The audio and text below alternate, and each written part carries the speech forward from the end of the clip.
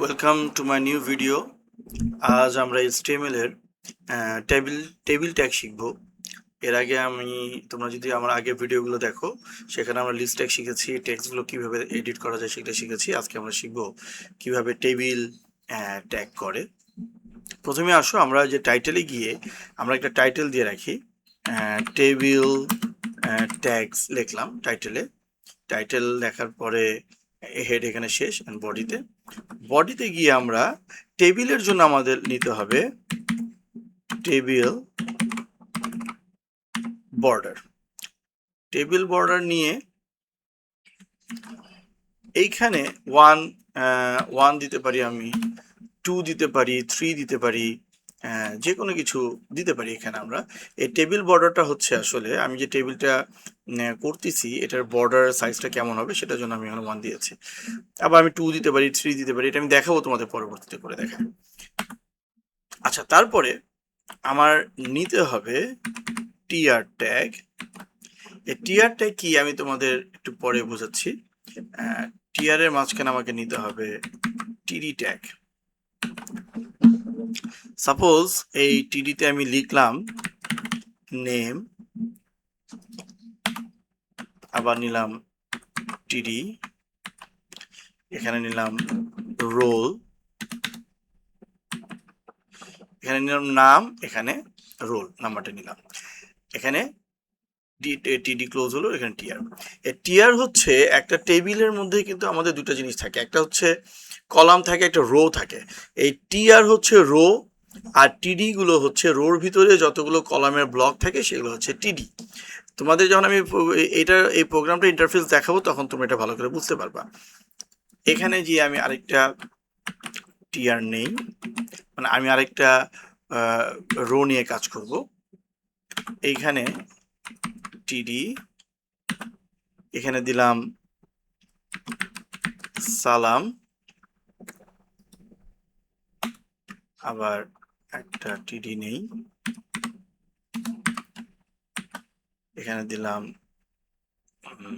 Role হচ্ছে 01, TR এখানে close, আরেকটা টিআর নেই, মানে আরেকটা রো নিলাম আমরা, এখানে আবার টিডি, এখানে নিলাম করিম, নিয়ে আরেকটা টিডি নিয়ে এখানে দিলাম রোল আমি 02, টিআর এখানে আমার ক্লোজ। আচ্ছা, এখন এই টিডি টিআর কি জিনিস এটা আমরা এখন দেখবো আসলে কিভাবে কি হলো। এটা একটু বড় করে নিলাম তোমাদের দেখার সুবিধার জন্য। তোমাদেরকে এর আগে আমি আগেই বলেছি যে আসলে এগুলো কি জিনিস। এখানে HTML ওপেনিং ক্লোজিং এটা নিয়ে আমার বলার দরকার নাই, এটা তোমরা জানো। এখন এই ফাইলটাকে আমি সেভ করব, Ctrl+S দিয়ে আমি সেভ করলাম। দেখো এই ফাইলের নাম হচ্ছে newas4। তা আমি এখানে পিসিতে যাই, ডকুমেন্টসে যাই, এখানে দেখি ফাইলটা খুঁজি, এই যে newas4। এখানে যদি আমি ডাবল ক্লিক করি দেখো একটা ইন্টারফেস আসছে। কি আসছে? এই দেখো নেম, রোল, হ্যাঁ, সালাম, এই যে রোল হচ্ছে 1, করিম এই যে রোল 2। বুঝতে পেরেছ? এখন তোমরা জিনিসটা বুঝতে পারবে। এই যে টেবিল, আমাদের এই সাদা অংশটুকুর মধ্যে কাজ মনে হচ্ছে বডির ভিতরে যে কাজগুলো থাকবে। এখন দেখো টেবিল বর্ডার যে আমি নিয়েছি, এই যে দেখো এটার সাইড দিয়ে একটা বর্ডার দেখা যাচ্ছে, ছোট বর্ডার দেখা যাচ্ছে, দেখতে পেরেছ? এটা টেবিল বর্ডার। আমি এখানে 1 না নিয়ে যদি আমি এখানে 2 নেই, 2 নিয়ে যদি আবার এই ফাইলটাকে সেভ করি, সেভ করার পর যদি আমি এটাকে আবার রিফ্রেশ দিই, দেখো এই বর্ডারটা একটু মোটা হয়েছে আগের চেয়ে।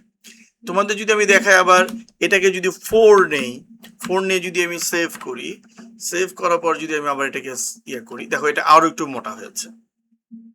এটাই জাস্ট অ্যাকচুয়ালি টেবিল বর্ডারের কাজগুলো কি, এই বর্ডারগুলোকে মোটা করবে, চিকন করবে, এই 1 2 3 4 দিয়ে তুমি করতে পারো। তো স্ট্যান্ডার্ড মান হচ্ছে 1 হলেই হয়। এটাকে আমি আবার সেভ করলাম, সেভ করে আমি আবার করি, দেখো যে 1 পাতলা হয়ে গেছে, হ্যাঁ, চিকন হয়ে গেছে। এখন এই দেখো এই টেবিলের মধ্যে নেম, রোল, এই নেম রোল হচ্ছে এটা একটা রো, সালাম 01 এটা হচ্ছে একটা রো, করিম 02 এটা হচ্ছে একটা রো, আর এইগুলোকে বলা হয় কলাম। এই যে নেম সালাম করিম যে লেখা আছে এটা কলাম, রো 01 02 এগুলো হচ্ছে কলাম। তাহলে এইখানে তোমরাই বলো এখানে কয়টা রো আছে? 3টা রো আছে। প্রত্যেকটা রোর জন্য আমার টিআর ট্যাগ নিতে হবে। এই দেখো টিআর নিয়েছি, টিআর ক্লোজ করেছি, এবং প্রত্যেকটা রোর মধ্যে 2টা করে কলামের ব্লক আছে। দেখো 2টা ব্লক, একটা নেম একটা রোল। তো প্রত্যেকটা এই কলামের ব্লকের জন্য আমার নিতে হবে টিডি। টিডি এই দেখো এখানে কয়টা আছে? 2টা, তাহলে এখানে 2টা টিডি নিয়েছি আমি। একটা টিডির মধ্যে কি আছে? নেম, আর একটা টিডির মধ্যে আছে রোল। এই দেখো রোল নিয়ে আমি টিআর ক্লোজ করে দিয়েছি। দেখো এই টিআর এই রোতে এই 2টার পরে কিন্তু আর কিছু নাই, এই জন্য এখানে টিআর শুরু এখানে টিআর শেষ। এই যে টিআর শুরু এখানে টিআর শেষ, এখানে ওপেনিং ট্যাগ ক্লোজিং ট্যাগ। এরপরে আবার যখন নিচে নামবো আমি তখন আবার দেখো এটা টিআর নিয়েছি, এই টিআর নিয়ে আবার এখানে টিআর ক্লোজ করেছি। মাঝখানে দেখো 2টা ব্লক যেহেতু আছে কলামের, এখানে আমি 2টা নিয়েছি টিডি।